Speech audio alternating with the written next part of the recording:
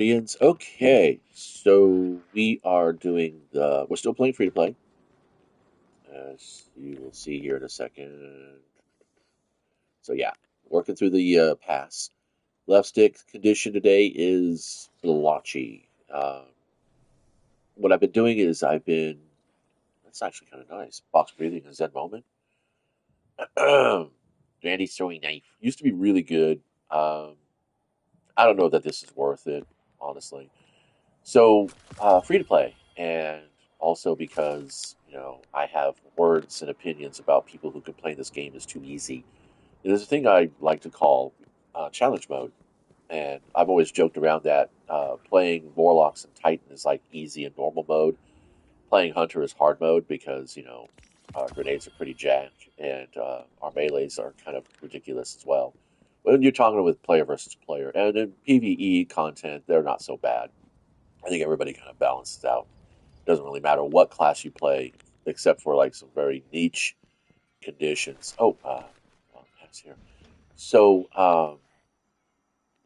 yeah, like I said, in response to people complaining about the game's too easy, and I said, well, how about this? Why don't you go into your collections and take out the some rare or uncommon armor and just use that. Don't play a power cap. You know, take your power levels and then go into content. Now, of course, some content is actually gated, so that you'll have to.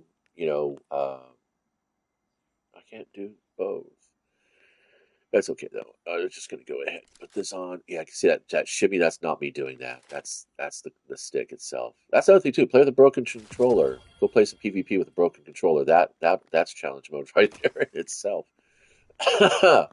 Um, but yeah, so I've gone back down and gone through my inventory, and now I have basically I have an empty vault for the most part. See, I can just take all this stuff out of the vault. There you go, empty vault, nothing there. Everything that my character uses is on my character, with the exception of some garbage that I have around here. I have all these raid banners because I would be doing things to level stuff up, but I don't need to do that because that's not what I'm doing. Uh, I'm not playing. I don't play the raid because the only reason why you really want to play the raid is to get guns so you can do better in the raid for. But the raid is an experience that I find to be a bit more tedious than it is actually fulfilling. Uh, I know that Ikora and the Drifter are the only two that are peaking for me right now because the game wants me to go and learn Prismatic, but and do stuff with the Drifter, but I'm like, I don't kind of worry about it. It's just not worth it. Oh my god, I didn't realize how much trash I had in my inventory on Raid Shadow Legends. So yeah. So yeah, just basically enjoying the game for what I find it to be, and it's a distraction. It's entertainment.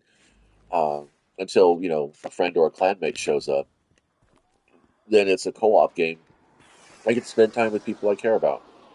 Otherwise, gunsmith bounties, random crucible, working my way through the Pathfinder things. What I've been doing with the Pathfinder things, this is how I've been doing this.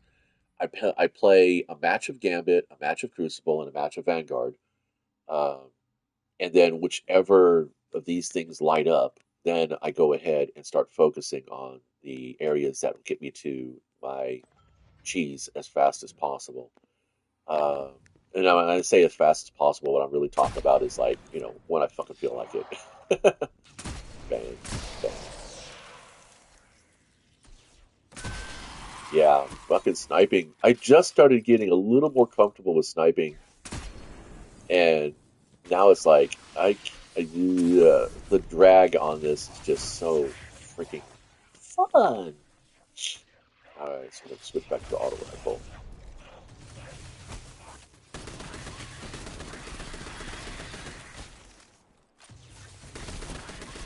So you're probably asking yourself, well, hey man, you're really big into crafted weapons and stuff. Why did you go with the breakneck? Um, Nothing is permanent in this inventory setup that I have.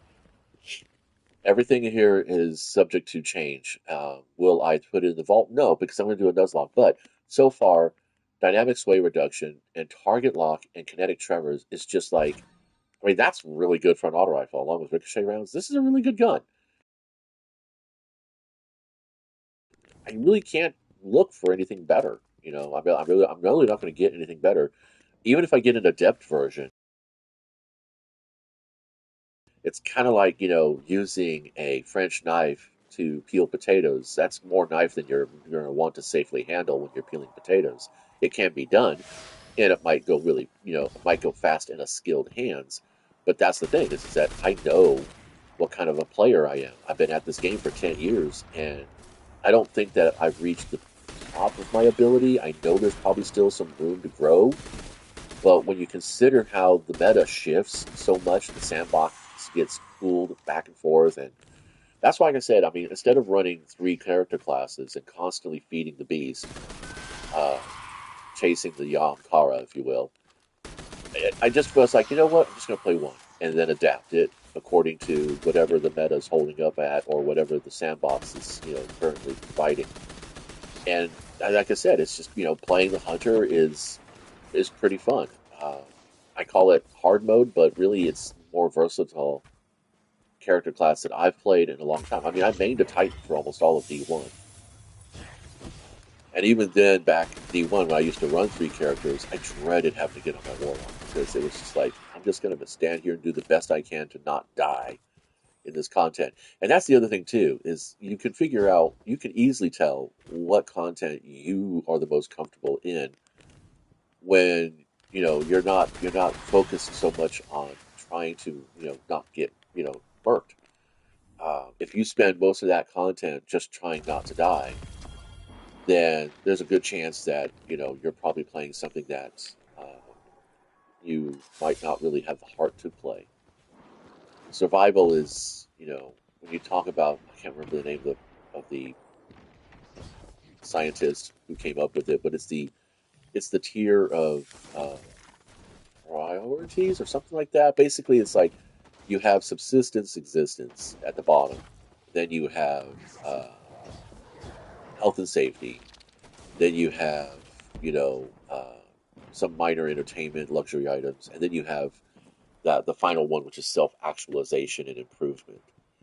And it's kind of like the tier of desires or something like that, I guess is what it's called. But anyway, been exposed to that for a good number of years, and it actually was a workplace philosophy in a few of the jobs that I had. And you know what? It does actually apply, and it's very relevant. And when I started thinking about applying that to the way I play games, so it's kind of like when I used to play Warhammer 40,000, I didn't really go looking for other miniature battle games because Warhammer 40K satisfied all the desires that I had for that game. It had the customization, it had the kit bashing, it had the at the time the rules were very simple. Games could be very fast. I played mostly with my brother, so I know I saw a brick. There we go. That's good. Six is worth it.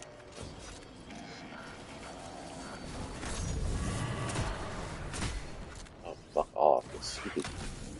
Ah, come on.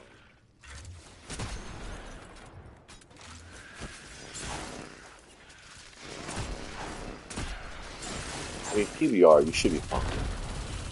Anyway, this one's kind of meandering a little bit. But I'm just want to remind everybody that you don't have to throw a lot of money at something that's supposed to be entertaining and, which is basically a casual hobby. I mean, if you're being paid to play this game, good on you. This is your job, it's your livelihood. But do be aware of the fact that your audience is not a bunch of sheeple. And, apart from clickbait videos, there's also, you don't need to create a problem in order to provide the solution. Gamers are all about making their own problems. That's what playing games is all about, is coming up with the challenges on your own, uh, specifically to test your abilities or entertain you.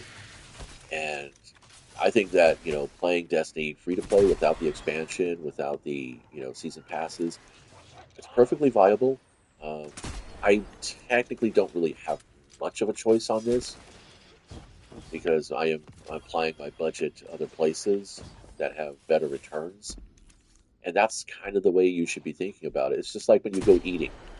When you pick a meal for the afternoon, you want to make sure you pick something that's not going to satisfy you both as a craving, but also calorically and just nutritionally too. Uh, there's a thing that I remember this one nutritionist telling me is that you'd be surprised that what you crave is really what your body uh, kind of wants to know, but we always end up going the quick and dirty route by throwing fats and sugars in our faces, and we don't realize that you should probably be trying something else like vegetables or fruits uh, with maybe just a little bit of salt on it or something like that if you're going for the salty. Um, but yeah, just becoming aware of what you are and who you are and how you apply yourself to your environment. That was what games are really supposed to, that's right there what games can be the best for you, helping you understand what it is you want out of your free time and making sure you realize that this is free time and it should be spent accordingly. But stressing yourself out about making sure you have all the maxed out weapons, the maxed out armor, the maxed out character builds for every fucking encounter. That's what the game wants you to do. That's what the studio wants you to do because then it means they get more money. Um, but that's not what you really should be doing. Again, unless you're paid to do that, then by all means go for it. That's basically it. This is kind of fun. I love Lost Sectors. When these first came around, I was like, dude, this is cool.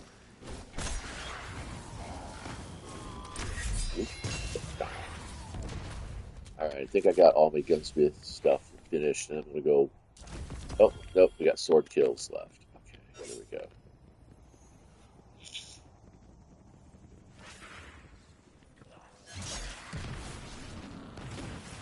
Actually,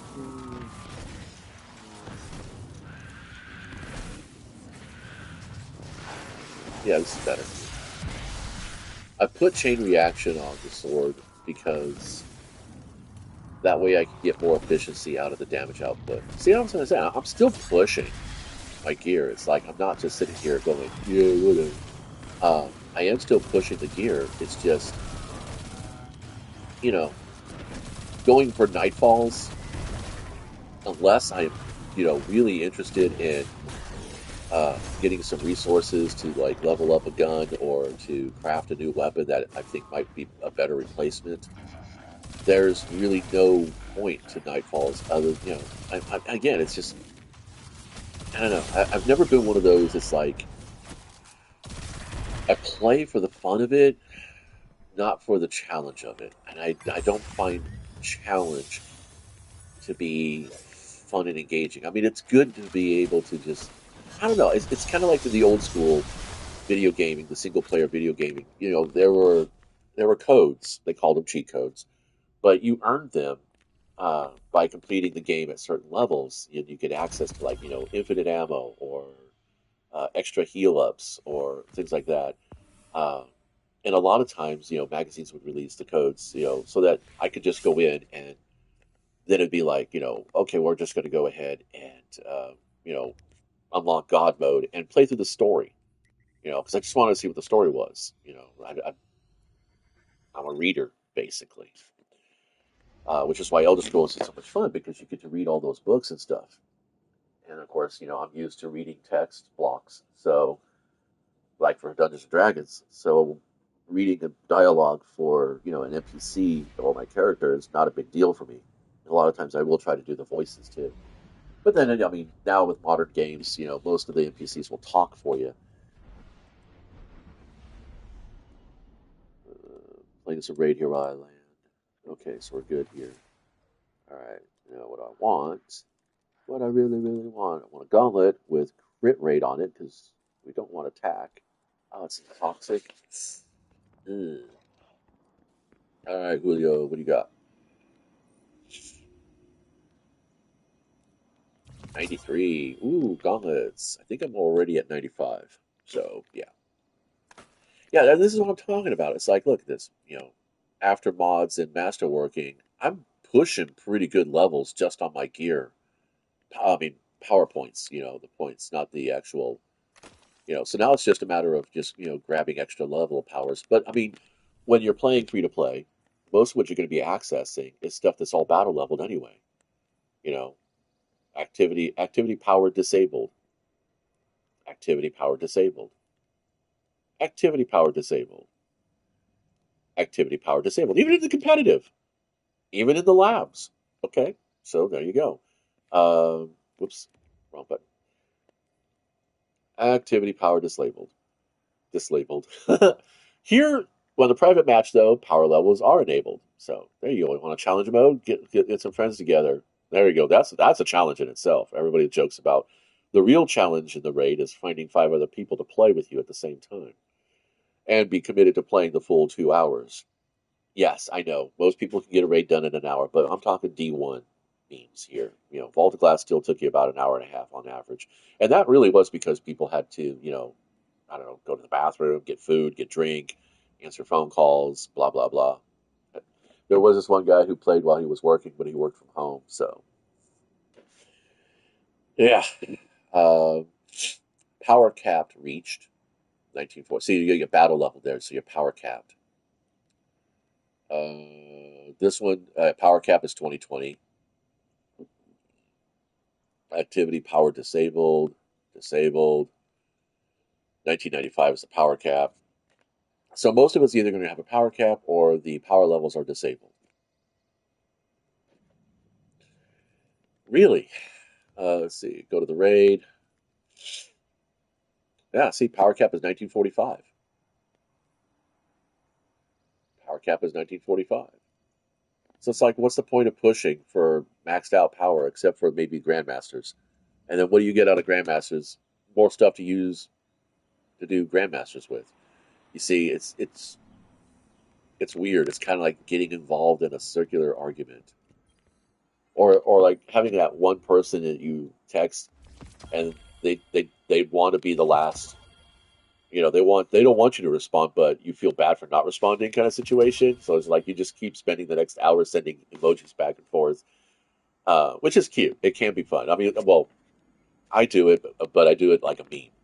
I do it because it's cute to do it. It's fun to see how many emojis you can cycle through in a short amount of time. But yeah, it's like, like when you were first dating, and back in the old days when you had landlines, you called your partner and it was time to hang up because it was homework or it was dinner or it was bedtime, and it was just the round of goodbye, goodbye, goodbye, goodbye kind of situation. Yeah, this is why Ikora is yelling at me because I have some abilities here, even though it shows that I have them unlocked. It still shows this part as being unlockable because that's all part of prismatic. So there's a bug. I mean, it's a minor piece of shit, so it's no big deal. And of course, Drifter's been on his glitch forever. Oh, wait, do I have a engram? I think I do actually have an engram. Yeah, I do have an engram. Never mind. I was just coming down here to pay the Archie tax. Pay the Archie tax. Anybody who doesn't pet this dog when they're walking through this area is a freaking monster. Present your arguments if you want to. I'm not going to read them anyway. Oh, I do read the comments. But if I sense any sassiness, I'm going to skip. Oh, look, I did have stuff here. Huh, and it's things I could use. Yeah, so like right now, everybody is masterworked. 22, 27, 19. Yeah. Um, I'm using slide shot and opening shot for the shotgun. Every time I'm going to say shot. Adaptive ammunition and incandescent. Yeah, this is the only guy here, and can you tell why? Because otherwise, I only have one source each for Arc and Void. I don't really get stasis calls anymore. I got rid of the peace bond, that peace bond that I got from Iron Banner.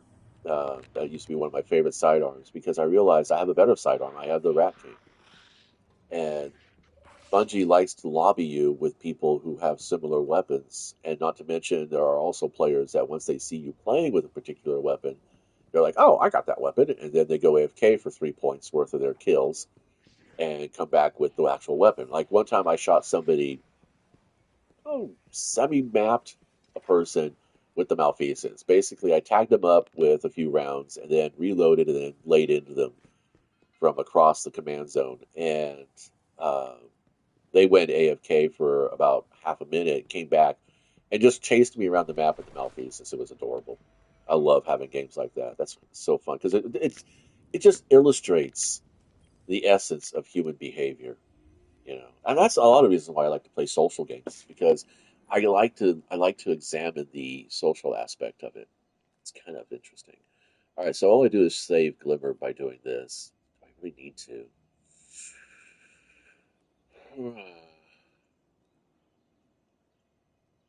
How many of these do I have? I have two, so I can re-roll two more weapons.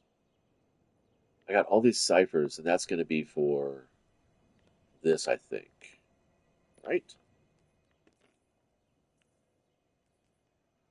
Yeah. Need an exotic engram. Balance of power. Oh, requires Destiny 2 Final Shape. Requires Destiny 2 Final Shape, yeah. But then again, what does it do? Your threaded specter has increased duration and durability, and damaging it releases additional threadlings. While near your threaded specter, you do not appear on radar. Okay. Any ornaments for it? No? Eh, I don't know, man. Looks like he's suffering from eczema. You. Not a fan. Not a fan. I've been basically playing with the Assassin's Cowl since last year, and I don't really see a need to change it. It does exactly what it needs me to. It does for me what I needed to do, and that is to pop me off the radar, make me invisible after a kill, a melee kill or a finisher, and provide me with a health buff if I need it. Although the melee health buff thing has not been happening very frequently, so I'm not sure exactly what that's about. I am waiting for powered melees, of course. But it's kind of strange. Ooh, 93, that's right, I forgot I had this here. No, that's garbage. Oh. Alright, so what are we gonna do? What are we gonna do? I think that's gonna be it. I think we're gonna go play something else. Anyway, thanks for stopping by and hanging out. Till next time, be nice, play well. Don't forget, it's just a game. You pick the challenges.